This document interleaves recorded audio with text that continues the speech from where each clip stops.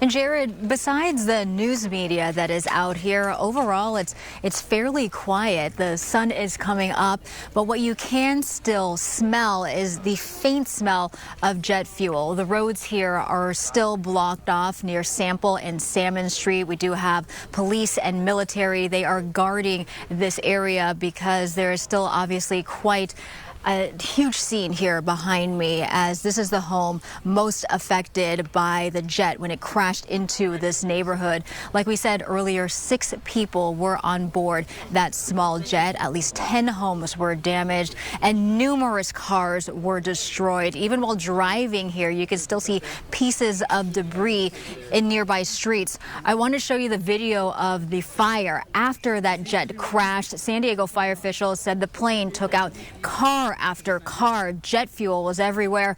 After the crash, neighbors on the ground, they all started to help each other. We spoke to Josh Minster, who is a neighbor who grabbed a water hose, tried to put out the flames. He said he sprang into action because it's part of his training being in the Navy. There were several of us up there that were grabbing hoses, hooking things up, and just trying to contain it until fire department could get here, and then just help direct anywhere that we could. It's not a hero thing. It's all of us are trained on board ships.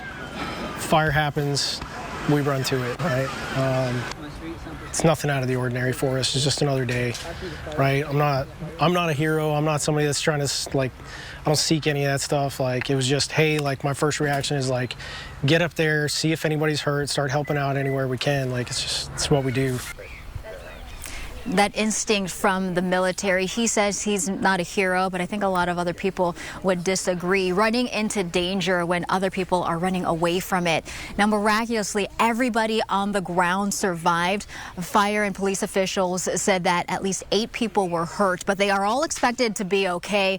At last check, nearly 100 people were displaced because of what happened, and we are working this morning to get an update on all of the neighbors affected.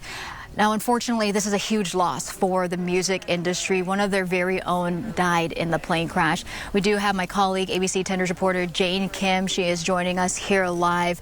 And it's just this overwhelming sense of sadness for the people who unfortunately passed away. Yes, Mel. He's a major player in the music industry, helping thousands of unknown artists get their careers off the ground, including Canadian rock group Sum 41 and the band formed from the San Diego punk scene, Pierce the Veil. Dave Shapiro, the co-founder of Sound Talent Group, and the AP also confirmed 2 of his employees were also on board. The Federal Aviation Administration says Shapiro is listed as the owner of the plane and has a pilot's license. He also owned a flight school called Velocity Aviation and a record label, Velocity Records. That's according to his LinkedIn page. We spoke with Ryan Bruce, who worked with Shapiro as a music producer, saying his late friend was one of the kindest in the business. I cried at my kitchen table over my morning coffee, and his wife, his all of his friends, his actual close friends that have, because there's a core of them that have come up since, the early Warped Tour days when he was at Equal Vision. And I feel so bad for everyone, but it does feel like we're all kind of all in this together. Now, the agency didn't name the other victims on board who died, but Mel's Sound Talent Group also represents the group The Devil Wears Prada, whose drummer was also believed to be on the plane. Now, this is affecting the music industry, the military community, the San Diego community at large. We heard so many stories of survival, stories of heroics. Many neighbors, they stepped in to help families trapped in their homes as they tried to escape these flames. ABC 10 News reporter Marie Coronel introduces us to one of those heroes. We do want to warn you, some of the details are disturbing. Talking to neighbors who tried to evacuate from their Murphy Canyon homes, they shared the difficulty they had because of the fences that surround their property. And these are pretty tall fences. I am 5'2", and you can see the difference in height. So basically, they needed residents to come in and help and also use a ladder. You can smell the jet fuel. You can hear screams. You can hear, people yelling to get away, evacuate. It's just kind of surreal. You never really expect this to happen. let alone so close to your house. Gilbert Gonzalez couldn't believe his eyes as he ran down his street, trying to help his neighbors out of their homes. This is cell phone video showing the aftermath. Jessica Schrader was one of the neighbors trapped inside. And I'm just gathering everyone up, but we couldn't get out because the gate goes right into the front yard. There was a dead pilot in my front yard. Unable to go out her front door, she took her kids to the back. But getting out of there was going to be difficult because of the tall fence. That's when neighbors rushed in to help. Ran, grabbed the ladder, came back, threw the ladder over the fence, and started to assist to get the wife out. Jessica walks us through how they escaped. It's about 8 foot tall.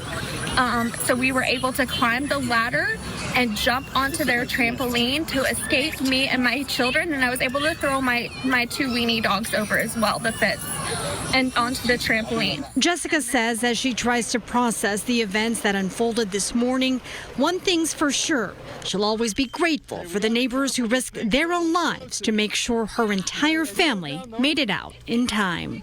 Marie Cornell, ABC 10 News. And back out here live, we are seeing the chaplain who just arrived here on scene saying a prayer because this is a traumatic event for everybody involved. I just can't imagine the countless families from the military, the children, and the neighbors here all affected by this. They are going to be affected for some time to come. Unfortunately, our area has experienced deadly plane crashes like this over the past several years. Just a couple years ago, back in 2023, this same type of plane went down in the fog at French Valley Airport. This was near Temecula, Murrieta. It killed 6 people at that time. And then back in October 2021, a pilot flying by instruments on an overcast day slammed into a UPS truck and 2 homes in Santee. That pilot was also on his way to Montgomery Field. The truck driver and that pilot were killed. I was out there that day. I remember the chaos from the crash and the shock from all of the neighbors. There was also a nearby school that had to shelter in place for a short time during that whole chaotic scene.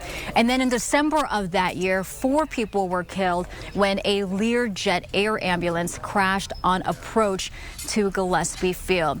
Now back out here live, if you live in this area, it's very common to hear the planes overhead going to and from Montgomery Field. And 24 hours later, Jared, I can just tell you, being here, there's just a sense of sadness. And we know that the road to recovery is going to take a very long time as the parents are now dealing with their kids waking up for another day of school. We are both parents, and I just can't imagine some of the conversations that they've had to have with their little ones trying to explain what happened here. Reporting live in Murphy Canyon, I'm Melissa Messiha. Back to you. And Mel, it always reminds me of what Mr. Rogers said about natural disasters or things like this. He would always say, look for the helpers, and that's what to tell kids to do, because anytime we see something like this happen, we see people rush in to help. Thank you, Mel. And officials praised all of the families living in the neighborhood where the plane crashed for doing that exact thing, commending them for working so quickly to help each other evacuate. The military families did a phenomenal job as firefighters were getting on scene to help one another, get people out of houses and going. I cannot commend them enough for what they did on scene. For us on scene, we did not transport anyone off the scene. Everything was done at the evacuation centers for any of the medical needs that were done. Amazing that no one on the ground needed to go to the hospital, and a true testament to the way they helped each other. Now, City Councilman Raul Campillo, whose district covers this area, says the city is committed to helping everyone recover. You can stay on top of all of the developments in the aftermath of this crash at 10news.com or get information sent right to your phone with the free 10 News mobile app.